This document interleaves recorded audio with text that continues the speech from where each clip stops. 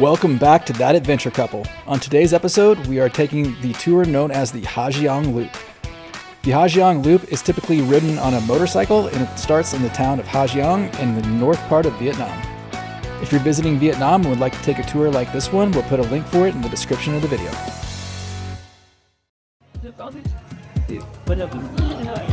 We're in Ha Giang, about to start the Ha Giang Loop.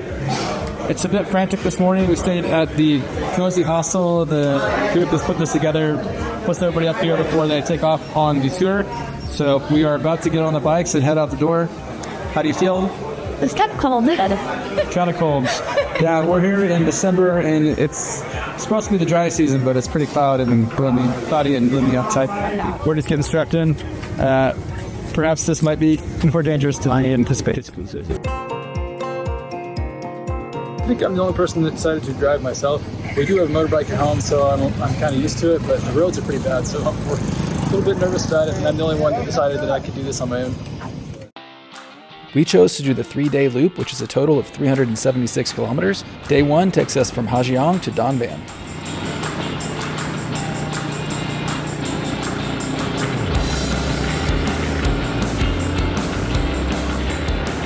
We're at our first stop. Looks like it's a fish hatchery or something. I'm not sure. I missed the explanation. Yeah. But it's been a pretty drive so far. We're going on a boat. Oh, we're going on a boat? Yeah, we're going for a boat ride. Oh, okay. Boat ride. We're out on our boat tour, and they have these fishing net things like out in the river. And I don't see any fish in this, but they're for fishing. And the boat driver just ran over. It's got to be all tangled in the prop back there.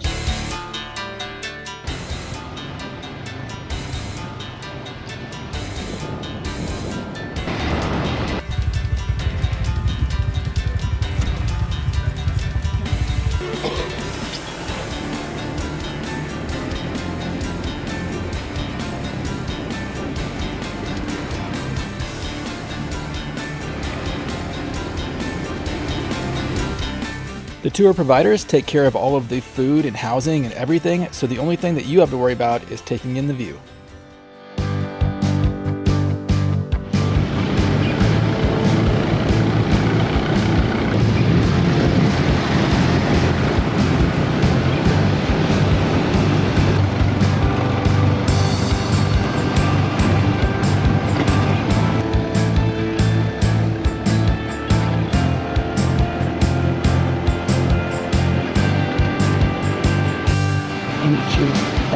You know how high we are?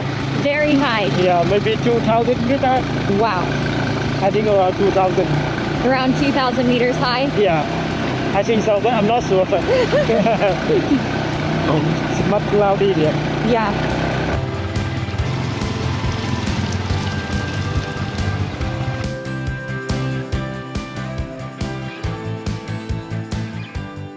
When we got high up in the mountains, the guide took us to a traditional family homestead. The family that lives here lives the traditional way with not a lot of modern conveniences. Seeing the way they lived up here is sort of like taking a step back in time.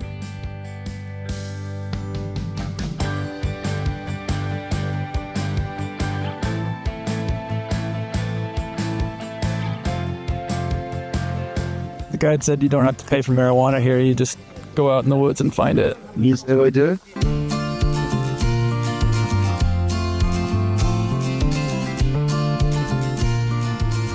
When you book your tour on the Ha Giang Loop, you can choose to drive yourself or be what they call an easy rider. And that means you ride on the back of a motorcycle driven by one of the local drivers. On our tour, we had about a dozen bikes, and I was the only one that chose to drive myself. And after doing this tour driving myself, I beg you, choose the easy rider option.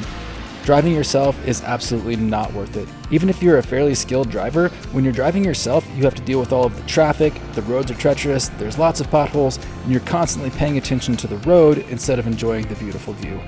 If I were doing this again, I would definitely choose the easy rider option. It's much more relaxing to enjoy the trip.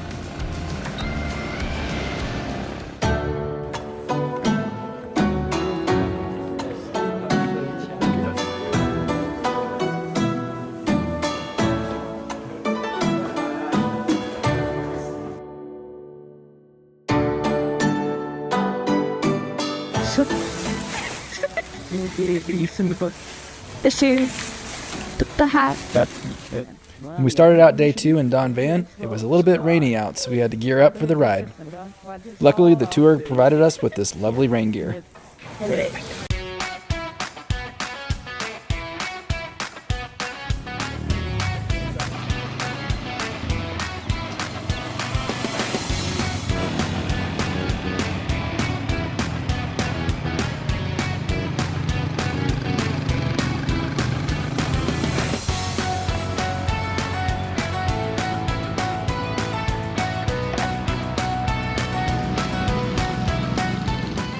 Day 2 consists of the most riding, and even though the day started out a little bit rainy, we were treated to some fantastic views.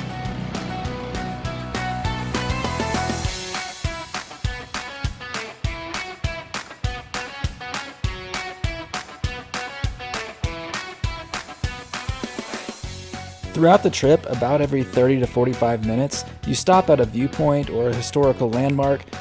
So even though there's a lot of riding, this really breaks up the trip so you don't bruise your backside.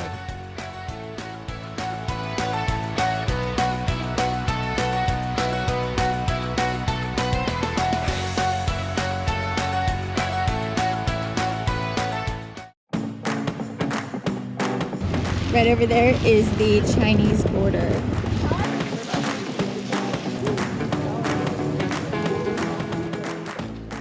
Northern Vietnam is truly a beautiful place. Even in the wintertime, everything was lush and green, and life here is just a different pace than it is back home.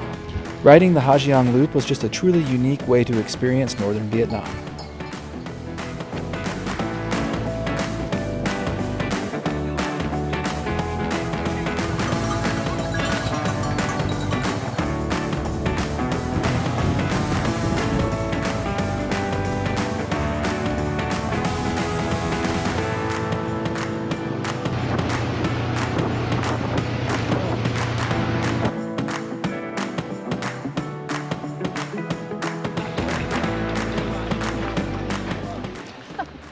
At the end of day 2, we made it to Du Gia. Our second night will be more what they call a homestay, which is sort of a hostel-style environment, which really gives you a chance to get to know all the people that you've been traveling with.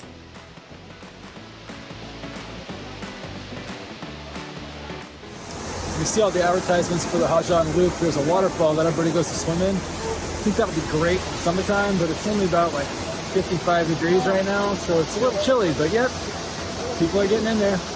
The water doesn't feel too bad, but man, when you get out, it's gonna be cold.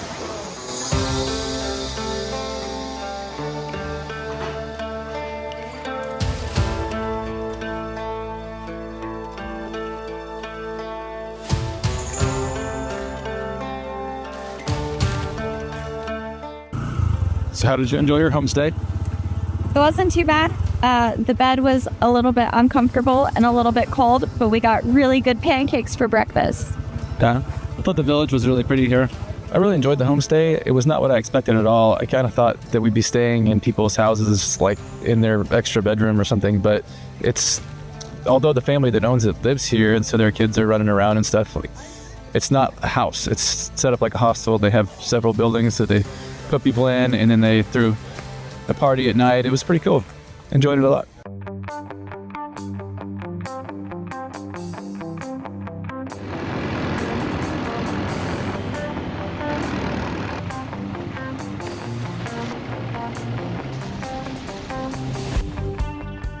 For one of the last stops on our tour, we went to a little village where they make all of their handmade crafts the same way they did hundreds of years ago. My hand, my leg together one time, and with the local machine turning around for grow for make stronger.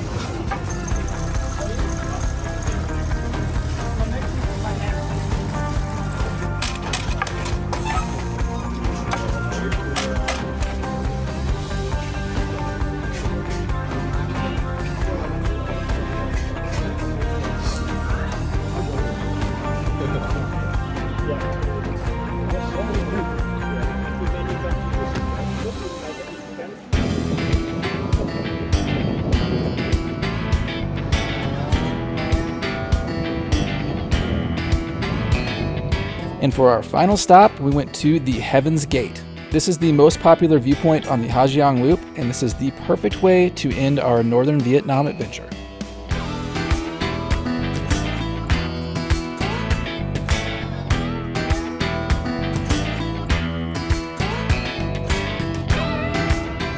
I hope you enjoyed our tour of the Ha Giang Loop. If you'd like to book a trip just like this one, we'll put a link for these in the description of the video. And I implore you, please take the Easy Rider option. It is totally worth it. Thanks for watching. Please like and subscribe, and we'll see you on our next adventure.